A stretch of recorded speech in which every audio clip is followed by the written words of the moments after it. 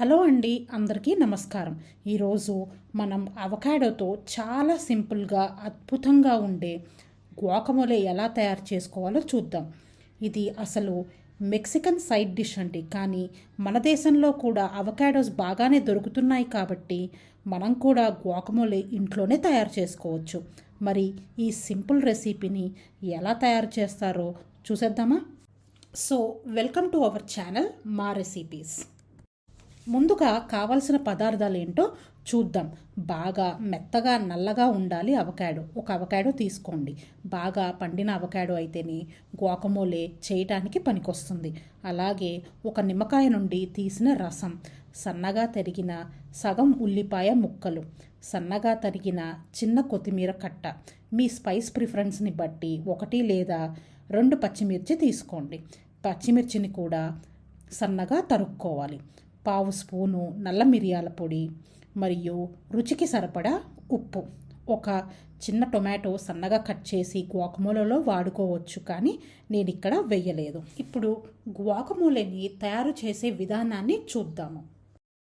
ముందుగా ఇక్కడ వీడియోలో చూస్తున్నారు కదా, అలా ఒక అవకాడోని కట్ చేసుకోండి. లోపల గింజ ఉంటుంది, కట్ చేయగానే కనిపిస్తుంది. ఆ గింజను తీసేయండి.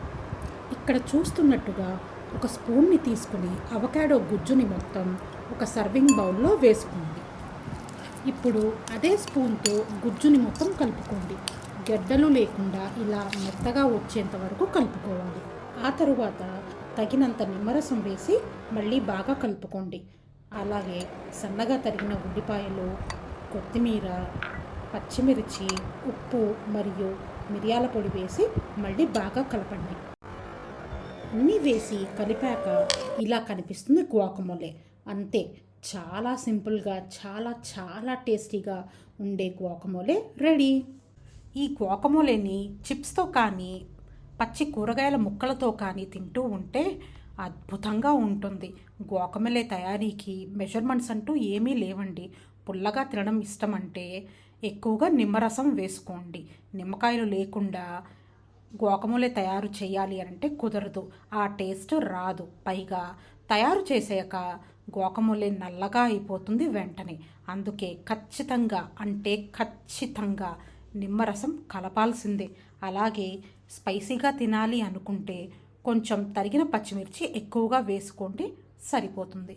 ఈ గువాకమోలేని బ్రెడ్ టోస్ట్ చేశాక ఇలా బ్రెడ్ మీద వేసుకుని తినవచ్చు.